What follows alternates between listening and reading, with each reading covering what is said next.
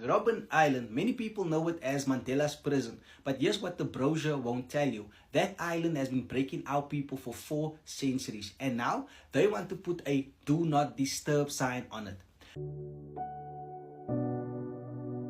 Let me explain why that is not just distasteful, that's an ancestral insult.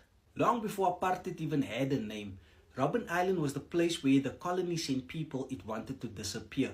Take our Queen Kretua, a so-called Khoi woman, an interpreter, a bridge between two worlds. She navigated Dutch colonialism with her bare hands, and when she broke under the weight of it, because of course she did, they banished her to Robben Island in 1674. She died there, alone, at the beautiful age of 32.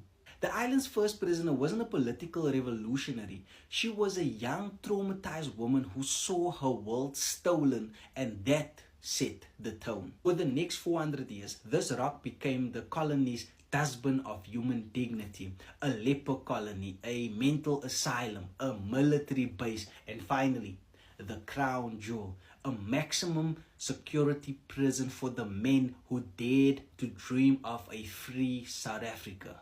Mandela, Sisulu, Mbeki, Kathrada, Sobukwe, they didn't just do time there, they carried the nation on that island. Robben Island isn't a heritage site, it's a wound that never closed.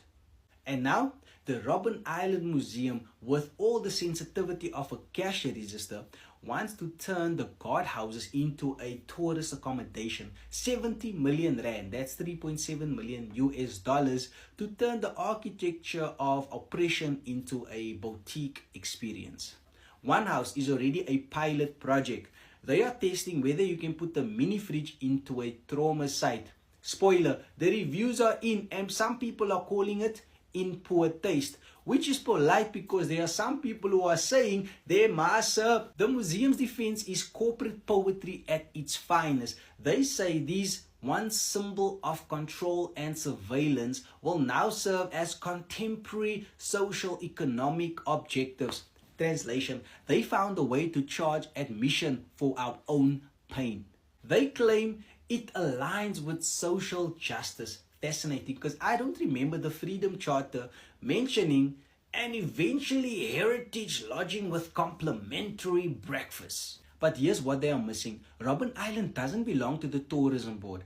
It belongs to the people Kretua was stolen from. It belongs to the activists who broke rocks until their hands bled. It belongs to the families who